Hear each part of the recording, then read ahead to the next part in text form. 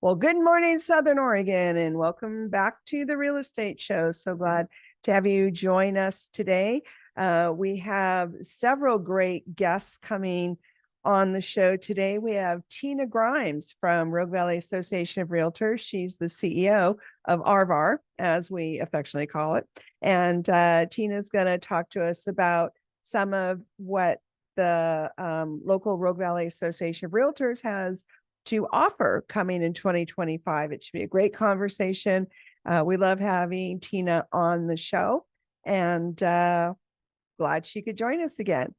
We also have Giles as our spotlight guest. He's from Cornerstone Home Lending, and he's going to be giving us an update like he does every month, talking about how the national economy and this week's reports affect our local housing here in Southern Oregon. We also have a home maintenance tip and an update on the landlord-tenant world from Home Nest Property Management. So lots and lots of good stuff coming. Let's start now with our local statistics like we do every week. It's an interesting time. It has been an interesting winter. And we're going to talk about Jackson, Josephine, and Klamath counties and what's happened this week. Jackson County prices year over year this week were down 2%. The average residential home in Jackson County now costing $499,892. The number of solds year over year in Jackson County were down 30%. We only had 30 closings on SOMLS in Jackson County's residential market this week. The number of listings year over year went up 8%. We now have 673 active listings on SOMLS. And just a side note, folks, that is a trend that we've been seeing all winter long. Inventory's been going up at a pretty steady pace. The Josephine County prices year over year were up 7% this week. The average residential property in Josephine County now costing $462,964. The number of solds year over year in Josephine County were neutral, so neither a little bit higher or a little bit lower, about the same. We had 14 closings in Josephine County on SOMLS residential market this week. The number of listings year over year in Josephine County went up 13%. We now have 325 active listings on SOMLS. And again, I can't say it enough, that is a trend going through Josephine County all winter and including Jackson County. But wait, we're going to talk about Klamath County next.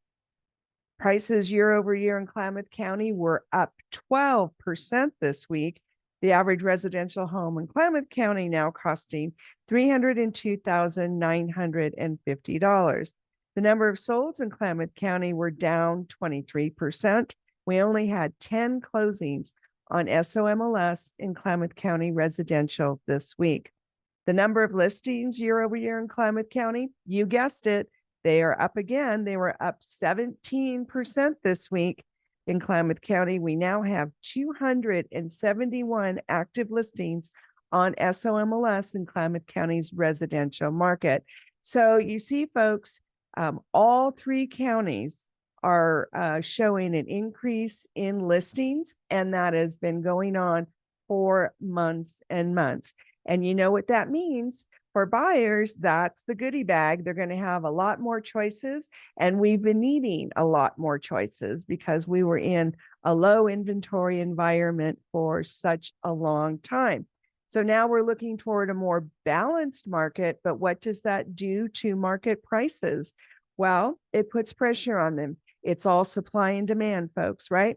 So the more choices, the more inventory for houses that we have, the more steady the prices become. They might even go down a little bit, but we're not expecting any kind of a crash. We're not expecting any huge downturn. It's been a steady settling of prices the last couple of years, and that is because of the ongoing interest rate increases and because they went up so fast and so high. So keep that in mind. We're still reacting to the interest rate increases. Interest rates did go down a smidge this week. They're down to about 6.65. I know that's not very much lower, but it is a little bit lower. So we do have more buyers out, but sellers, talk to your agent about prices and listen to what they say, because it's not the kind of market the sellers have been used to over the last few years. Excuse me. So now let's get ready to welcome Miss Tina Grimes. She's the CEO of our local Rogue Valley Association of Realtors, and she comes on the show every so often to bring us up to speed about what's going on in her office and statewide. Excuse me. And Tina is going to have quite the update for us. Well, Tina Grimes, welcome back to the Real Estate Show. How fun it is to have you back. Oh, so glad to be here. Can you just maybe start us off with what's gone on for 2025 since January, membership, classes, things like that? I mean, membership has stayed pretty steady. We actually were expecting a decline going into the year, but we saw a little bit of one, but not nearly as steep as what we were expecting. And all of a sudden, just in the last week, we've gotten 11 new members just in the last week. Spring fever, I guess. I don't know. So yeah, so it looks like it's gonna pick back up again, and definitely plenty of realtors for the public to choose from. Well, So, that's wonderful, wonderful. And Arvar does an amazing job with the website. We all love your website. So much information. glad to hear it. Yeah, and you offer a variety of educational classes for the realtors. So what do you think you've got coming down the pike for 2025? Oh, yeah, the education calendar is already filling up quick. And for those of you who aren't real estate agents and don't know, every real estate licensee in the state of Oregon has to have 30 hours of continuing ed every time they renew their license, which is every 2 years in their birthday month is when they renew. So those of the real estate licensees who are realtor members, we try to include as much of that CE education that they need to take in with their annual dues that they pay. So we actually provide over 100 hours of education per year.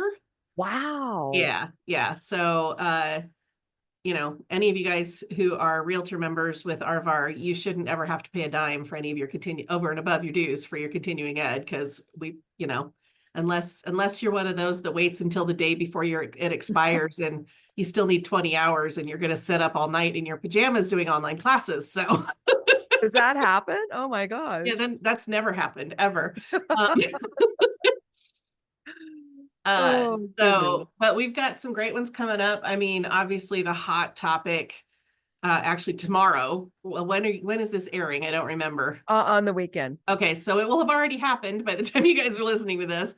But a class that, and I'm sure we'll be repeating it because this is a hot topic right now, is just the wildfire issue and growing and how that is affecting home insurance prices.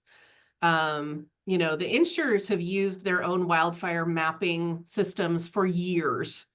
And a lot of people, however, a lot of people have seen their insurance rates go up since the state came out with their wildfire map. Now, the state also passed legislation saying that insurers are prohibited from using that map to do any rate adjustments.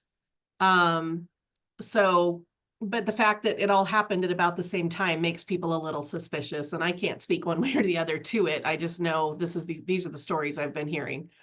I will say that having talked to a couple of insurers, that just natural disasters in general have more, the payments that they're paying out across the country between hurricanes and floods and tornadoes and wildfires and everything, it's gone up something like 600%. It's just insane. And so obviously they're having to raise rates to recoup some of their losses. So, but that's making it harder and harder for people, you know, when you, I mean, I can speak personally. I went from paying about $1,000 a year to paying almost $2,500 a Oh year, my my gosh. homeowner's insurance, because I live rurally outside of Eagle Point. Wow. Yeah. And I'm Wow. in a fairly high risk zone for wildfires. So yeah, so it's nuts. It's been crazy. So So we're in session now in Salem. And are any of the legislators going to be addressing the wildfire map?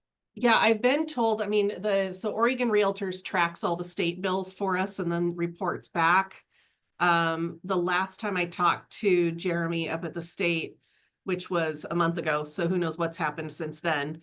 He said there were at least 6 bills that he was aware of that were going through committee that would either repeal or amend the current wildfire mapping bill that's in place, which is why the governor put a hold on the appeal process. She said, you know, people need to still file for, if they want to appeal, get themselves in the queue, but we're not going to actually conduct any of the appeals until the session is over, because they fully expect something to happen in this legislative session that will change that law.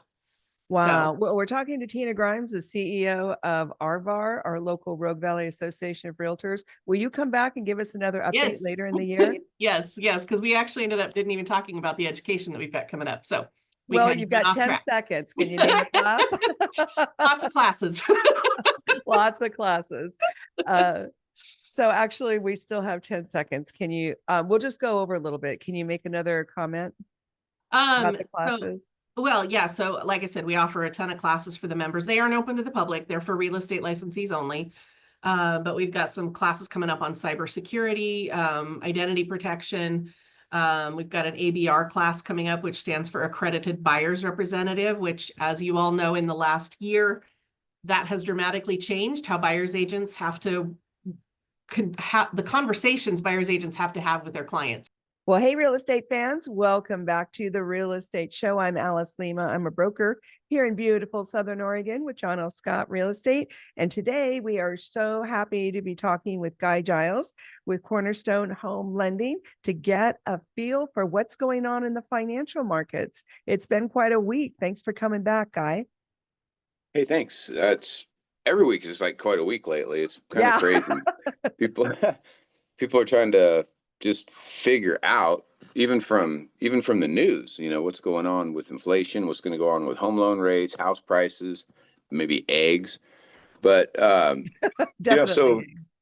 yeah, just trying to get to the bottom of it. And I've criticized the Fed historically about, the way that they did some things during the last years. And I think that even though it's a little frustrating that, they're not just dropping everything down immediately or buying mortgage-backed securities, that, the things that would, probably help overall, I think they're being cautious about it and probably doing a pretty good job at this point. So, So you're um, liking the cautiousness. yes, yeah, I'm not loving it. I mean, I'd rather do some more home loans and, sit across from some people and have it be a little bit of a more fun conversation. But I've been doing it long enough that I know that these conversations always end ultimately in somebody coming back 2 years later saying, man, I should have bought, or I'm really glad I bought. So, Yeah. so Yeah. it's kind of the same, and we are definitely not in the worst of it anymore as far as, the really, really high rates and houses going up at the same time. And, to be fair to the Fed, uh, that was a weird time we went through. There was a lot of money printed. There was a lot of, just trying to keep this economy afloat and keep, just the wheels spinning. So it's not that they had an easy job, but that said, maybe things have settled down a little bit. They know what's happening a little, so they can kind of plot a course. Nobody knew COVID was coming back. They didn't know, really anything at that point. So at this point, I'm confident in the way they're doing it.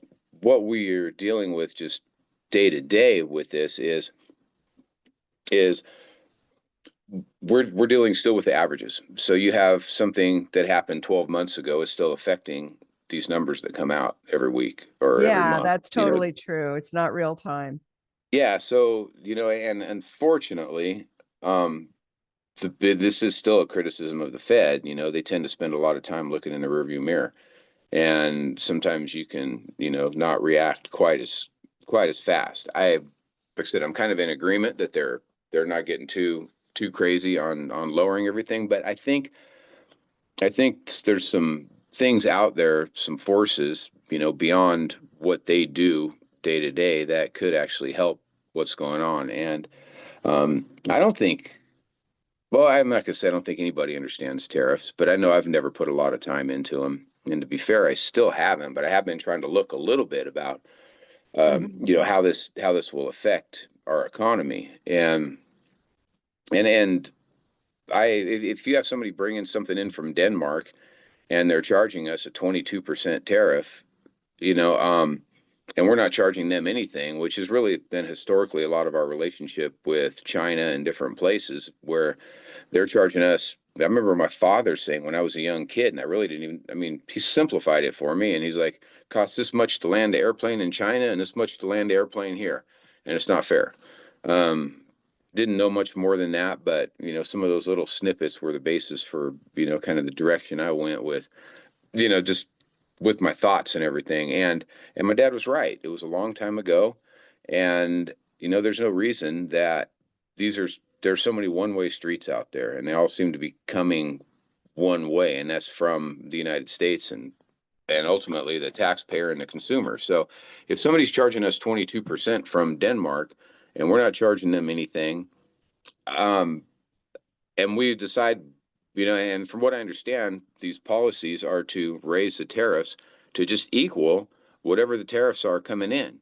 So eventually, if we raise our tariffs to 20 whatever percent, and finally somebody's going to just look up and say, why are we doing this? It's just a net zero to both of us. And if they lower the tariffs, then all of a sudden inflation is going to go down because everything's a little bit cheaper. So even though it's been kind of spun to where this is inflationary, it's not going to be in the long run. There is a business minds that are going into this now, thankfully, and I'm talking politicians on both sides for 30, 40 years. I'm not blaming either one. I have equal disdain for politicians. But looking at it from a business standpoint, I think is going to help. I think the petroleum thing, if we're able to get a little bit cheaper, cheaper fuels, obviously goods cost money to get to the store. That's going to trickle into some things also. I'm not going to take away what everybody was dealing with during the last years with pandemics and everything going on. It would be a tough thing, and I would never want that job. But I am seeing that the overall signs, rates are down. They're creeping down a little bit, monthly at this point. We might have a few hiccups. It's never on a straight line up or down. But the overall, I don't know, I guess just feeling is that rates are going to just kind of continue to go down. Not probably where they were before, but to a level that maybe people, a lot more buyers could afford it. Even a 1 percentage point. I don't remember exactly what the number was, but it would put a ton more people into houses. And we're halfway there. We're not in the mid high sevens anymore. So it's nice. We're, firmly down in the sixes and hopefully move a little bit further than that. I don't know how fast it'll happen, but I'm ready for it. Well, and how are your borrowers and buyers reacting? Is your pipeline getting more full, less full, staying the same? It's absolutely getting a lot more full. I think just, people are getting creative at this point. I am seeing sellers that are, I work with some pretty good quality real estate agents, and not every time one comes in, but I know I was closing one with a gal this last week, and what she got for those buyers, it was pretty nice. And I'm seeing some pretty good concessions from sellers that are allowing, the rates to be a little bit lower. You couple that with maybe not coming in. I spoke about this before. Everybody thinks 20% and, or don't buy a house. Not everybody, but it's been the conventional wisdom for a long time. maybe it's come in with 15% down and take 5% and pay off your truck. And then the net to you is going to be a whole lot less per month than having that debt, or definitely, paying off 20 something percent credit cards. So, I think that that's the biggest thing that's going on right now is people are getting a little bit more comfortable with it, but we're also just getting a lot more creative when it comes to how we're structuring, these loans to go into where people can, can afford it. That same guy that got that money, if you factored in what he was paying for rent and you figure in a little bit of tax savings, a couple write-offs that you might have, and then what he was paying for renter's insurance, he literally went in, he was a veteran, and he literally went in paying less than he's paying for rent just right off the bat. And Wow. next year when his rent doesn't go up, he's going to be a little bit further ahead. 5 years from now, he's going to be in really good shape. So it does make sense in a lot of ways. And I'm seeing houses, $300,000, which is blowing me away because I don't think I saw anything like that for a while. Yeah, it's interesting that the prices are adjusting, and it's a combination of all things at the same time. It's the sellers being more flexible. It's the agents being more bold to ask. It's the buyers being more bold to ask. And the interest rates came down a little bit.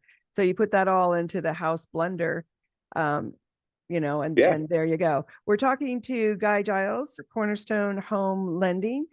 Just a reminder that this broadcast will be repeated tomorrow, Sunday, at 8 a.m. So you can get all this great information. We're talking to Guy about tariffs, about interest rates. Yeah. So, I think the overall outlook is pretty good. Maybe these inflation numbers are a little more stubborn than we had hoped. And again, they're looking backwards, and they're looking for different ways to, I don't want to call it spin, but their mandate has always been one thing, and they're looking at a couple of other factors now, or at least mentioning them in their speeches. So I'm pretty hopeful that we're going to just continue to go down for a little while. The mortgage-backed securities are one of those things that's really, really hard to track. We have to we actually pay for those in our industry just to be able to see what's going on. But if you kind of keep your eye on the 10-year treasury, they're not going to go exactly all the time, but they will definitely move in the same direction. So as you see those treasuries going down, it'll be good for rates. And we're going to have to take a quick break. And when we come back, we will talk about what's going on in the Southern Oregon markets, as well as some other economic data. We had a big week this week. We had the inflation numbers come in, and they were not as bad as we were expecting. We're going to take a quick break. And just a reminder that this episode will be repeated tomorrow, Sunday at 8 a.m. Well, welcome back to the Real Estate Show, folks. We want to take a minute to say thank you to Guy Giles for being a sponsor. Thank you also to John L. Scott, Ashland, and Medford, and our local Rogue Valley Association of Realtors. Without you, we could not bring this to the airwaves every week. We so appreciate you. And yes, it's a great conversation we're having with Guy Giles of Cornerstone Home Lending. And in the last segment, we were talking about tariffs and the impact or not impact. And I think that you had a great explanation and brought a lot of clarity. And we also started talking about interest rates and how the market is cooperating in pieces, the different parts of the marketplace, all cooperating together to make some of these deals happen. And it was interesting that you brought up that the real estate agents are actually bringing in contracts that have quite a few elements in the buyer's favor that we didn't used to see back when we had a seller's market. No, I think at this point, I remember, I've been around long enough to remember the crash after 2009 and everything. Yeah.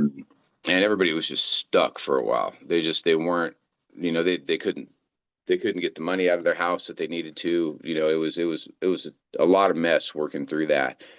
Thankfully, even though it's been tough for a couple of years in this market, we're not looking at anything like that. So we're not looking at, my house is worth half of what it was. I don't think that we're going to go into some major recession or anything. I think, part of what the Fed's doing, part of, just everything that's going on right now. I don't believe that that's looming like it potentially was, a little while back. So you're right. And when you said pieces, there's little pieces, and one of them's a little bit better one month, like maybe the shelter cost, and then one of them's a little bit better the next month. And overall, I do think that it will come down, but again, it's just not going to be one thing that happens overnight. And the main reason I went back to the recession thing before, where people were stuck for a long time, and I think they felt a little stuck for a while in this also, even though it wasn't quite as bad. In other ways, it kind of was, because when that first one happened, the houses were worth half of what they were, and wages didn't go down that bad. So people were able to get in and buy houses. That it is a lot more expensive to do that right now. But at some point, people, it's buying a house is about being uncomfortable. And I know it sounds weird, but if everybody was just completely comfortable in their situation with how big their house was, with whatever they have going on at that house, they would just stay. And it's time for some of these people. I've had a lot of people that have had, a kid or two since they've been able to do anything. And it's just time. I've had a lot of young self-employed people that are at that 2-year mark now with their That's income. exciting. Yeah. Yeah. Boy, Yeah. talk about bold, starting a new business in the last few years. That took some courage, right? I will, and that's what it's all supposed to be about.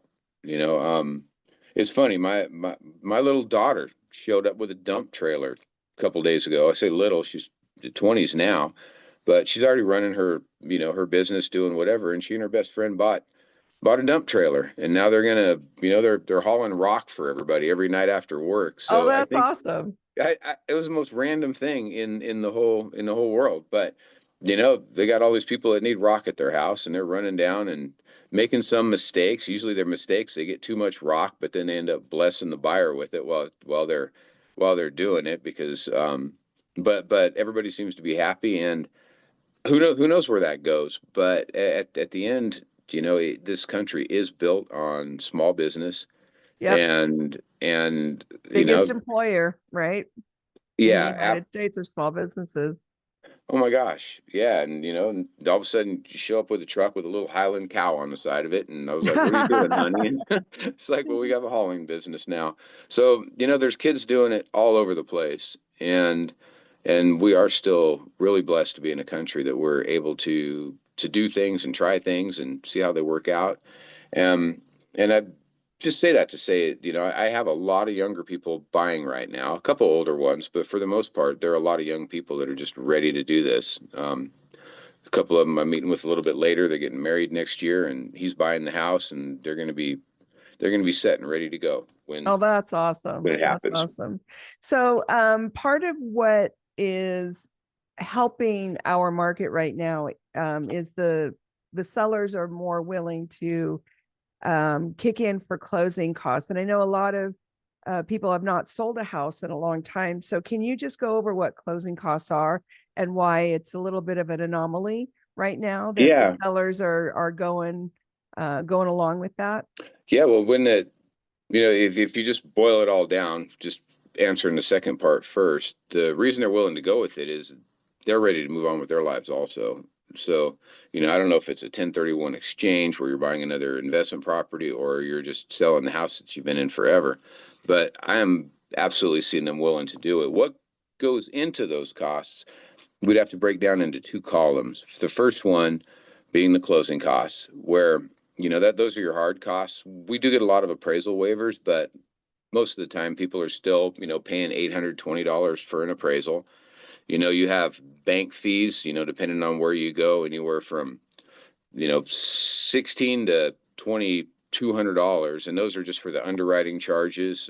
We come in a little bit lower than that, but there are hard costs with a loan also, as far as underwriting and processing, and just putting that loan, making sure it's packaged and saleable. And then you have what's called title insurance, where any lender is going to want to make sure that you have a clear title on that house before they loan on it. So if you had a plumber in there or somebody that did a little bit of work on the house, they could potentially put a lien on it, and that would be trouble for the for the lender, or if somebody owed anything federal for sure on their credit report. But they want to make sure that title is clear and that house goes, into your name when it's all said and done. Other than that, there's a credit report fee. And I've seen a lot of ranges on those, but they're charging a ton for those things these days. And it's not your lender's fault. They're passing it on, exactly what they're being charged Yeah. from the credit bureaus. What tends to be the biggest fee on your numbers isn't actually a fee at all. It's what we call prepaids. So no matter what time of year, our taxes are paid once a year, which most states they're paid a couple of times. I've seen up to 3 in different states, I think. But you're going to end up collecting about 11 months of taxes, as many as 12. But if your taxes are $500 a year, you could be collecting, $4,300 to $4,600, in taxes. And it's not really a fee. Is all you're doing is you're prepaying those taxes. So in November, when they become due, it's just a little bit more of a conversation, but our tax year runs from July till June, and they're paid in November. So Isn't that weird? it's very strange and very hard to explain, but whoever's selling that house has paid those taxes already. So you end up paying them back for a couple months of taxes, putting enough in your escrow account so that you have some for later. But it's the distinction is that it's not really a fee. You're going to pay those property taxes no matter what. Your insurance is another one of those that you're going to pay on the day that you close, and you're going to pay 12 months of insurance. You're going to pay for the year, and then they pretty much every lender that I've ever seen wants a 2-month buffer in there in case something rises I or didn't whatever. realize So that. So they put yeah, in a little extra. it's 14 months generally for your Oh, insurance. okay. So Okay. if you're looking, especially with some of the fire maps and everything that's going on right now, if your seller's paying closing costs, they could actually be paying $6,000, $7,000 just in your taxes and insurance for you before you got to any of those other fees that I was talking about with the appraisal and everything. So it can be expensive to buy a house, and having those sellers help out is huge. And especially if they're paying for your taxes for a year or your insurance for a year, which is the case in a lot of closings that I'm doing right now. Mhm. And then, I'm sorry, a lot of the distribution of the closing costs credit is to buy down the interest rate. There's still that going on. Yeah, the example I talked about from earlier, where I had the closing earlier this week.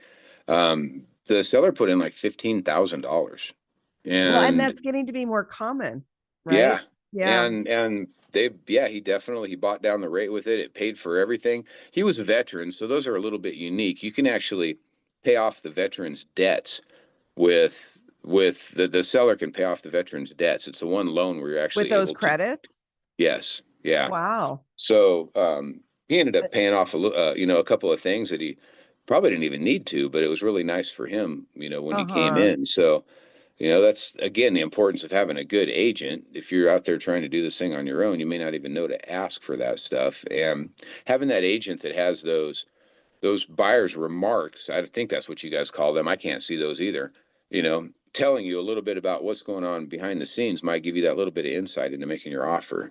Well, and having a good local lender makes all the difference in the world, because you can remind the agents to be bold and start asking for more credits on the closing side. We're almost out of time. Will you come back again next month and give us another update? Well, welcome back to the Real Estate Show, folks. We now have our landlord tenant section brought to you by Home Nest Property Management. So we're going to be starting with the rental information. It's going to be interesting to both landlords and tenants and future investors. And we're going to start with East Medford. That's the zip code 97504. So this week, according to the Zillow Rental Manager Market, the average rents in East Medford are $1,595 a month. That's down $80 a month. Month over month. We have 62 available units in East Medford, and they're ranging from $900 a month to $4,700 a month. That makes us a warm market in East Medford. Increasing demand by tenants makes it a little bit warmer. And we're 22% below the national average in East Medford this week. West Medford 97501 averages $1,400 a month. That's down $150 month over month. There are 57 units available in West Medford, the 97501, which also includes Southwest Medford, There ranges from $800 a month to over $4,500 a month.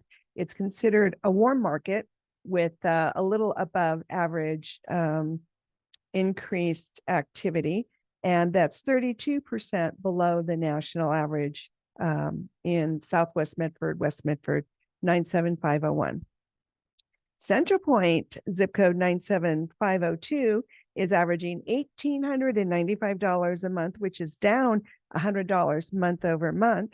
We have 30 available units for rent in Central Point, and they range from $1,000 a month to $2,600 a month. That's considered a warm market, and only 8% below the national average in Central Point.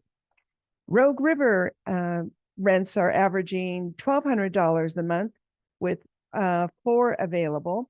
That's a neutral month over month temperature. They're ranging from $1,100 a month to $1,500 a month. It's considered a cool market with a little lower demand, and we're 41% below the national average in Rogue River this week. Grants Pass is averaging $1,450 a month. That is down $200 month over month. There's 90 units available in the Grants Pass area, ranging from $600 a month to over $3,400 a month. It's considered a warm market, and Grants Pass is 29% below the national average this week. Shady Cove prices for rentals are $1,095 a month, which is down $55 month over month. There's only 5 units available, and they're ranging from $800 a month to $2,200 a month. It's considered a hot market with increased demand, Shady Cove, that is. And Shady Cove is considered 47% below the national rental market. Eagle Point is coming in at $1,809 a month average rents. That's down $91 month over month. There's 13 available units in Eagle Point, and they're ranging from $1,400 a month to $3,000 a month. It's considered a warm market and 12% below the national average. Jacksonville is averaging $1,900 a month rent. That's down $95 month over month. There's 15 units available in Jacksonville, ranging from $800 a month to over $5,000 a month. It's considered a warm market and 7% below the national average. Phoenix is averaging $1,400 a month, which is up $5 month over month. There's 11 units available, ranging from $1,000 to $2,200 a month. It's considered a cool market with lower demand, and we're 32% below national average in Phoenix. Talent is averaging $1,760 a month. That's up $210 month over month. There's 14 units available, ranging from $600 a month to $2,600 a month. It's a warm market and 14% below the national average. Ashland is coming in at $1,813 a month. That's up $128 a month. There's 65 units available, ranging from $900 a month to over $4,000 a month. It's considered a cool market with declining activity and interest, and it's 12% below the national average. So just want to quickly point out that a lot of our rental area income is going down. The prices are going down. So if you're wanting to invest, keep that in mind. And if you're looking for a rental as a tenant. Keep that in mind. It could end up being a trend going into the summer. Now let's take a quick minute and introduce our home improvement. Now let's bring on our do-it-yourself and home maintenance segment. We need to talk about roof maintenance. And when you see the shiny granules of a composition roof, that means the roof is wearing out. That means the granules are coming off the mat. So when the granules come off the mat, the water soaks into the mat. It's not able to shed off no more. So what I've seen is as it soaks into the mat, it creates a moisture underneath the mat and on the tar paper, and it literally rots your plywood out. And vents. People don't put enough vents in, and they don't clean your roof. Roofs are just like anything else. They need maintenance. But if you keep your roof clean, it will last a long time. Moss is huge. Moss causes more leaks than anything there is. Oh, does it? Because the water, it creates dams. The moss builds up in between the keyways, and it creates dams to where the water can't come down no more, so it goes underneath. Tile roofs, all these tile roofs, people think, oh, I put a 50-year roof on. Great. Well, you wouldn't believe when you pull the tiles out of a valley how much debris and dirt and rot is in there. So tile roofs are a really big thing. But all of them, when customers start seeing the shiny part, it's time to start thinking and saving your money. So how do the granules fall off of the actual mat backing? How does that happen? Age. We all get tired. We all get Maybe it's just like the rocks and the erosion where water gets in there and it freezes and then thaws out, and probably that. It's the sun, it's the wind. It has a lot to do with the dirt. The dirt that flies around the atmosphere that lands on your roof. Pulls all that apart. But the sun does a huge thing to the deterioration of shingles. But the shingles nowadays, honestly, are made so well. I really believe they're going to last 30 plus years. Well, one question I'd like to ask is, and I think of you every Christmas when I'm climbing all over my roof putting up Christmas lights, how much damage am I doing by doing that? Oh yeah, because your shoes could do. Yeah, good question. You're not doing any damage at that time of year because it's so cold. Roger, can you give us some tips on what to do yearly, bi-yearly, every 5 years? What would you recommend? Well, moss right now is a big thing because we went through winter and everything. So moss grows up really big. Okay, you have to get it clean. Yeah, you can power wash your roof with what you would use to wash your car. Now you have to get the dirt off or it will continue to grow.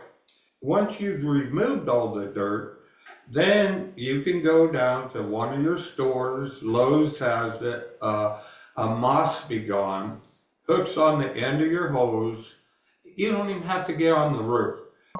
But once the rain hits, then they become mucky and everything. But all that, your gutters fill up, and that rots the bottom of your fascia, rots your fascia board out, rots your starter board out. I mean, maintenance is huge. So for a roof, are you suggesting maybe once a year or twice a year? If you live in an area that you have a lot of trees, then absolutely once a year. If you don't, then just keep an eye on your roof. It depends on the age of your roof also. The older it gets, you might need more maintenance. Tile roofs. If you have a tile roof, you have to do regular checks of the valleys. A roofer comes out, pulls the tiles out of the valley, sees if they're clear, water can get down. Simple as that. Then it becomes a really, really expensive project. Nothing is lifetime. There is maintenance to everything. We'll see you next week. Have a great Southern Oregon weekend. Bye now. Yeah, thank you. Yes, I'm looking forward to it. All right, Guy Giles, we appreciate you. We'll see you next month. Cool. Thank you very much.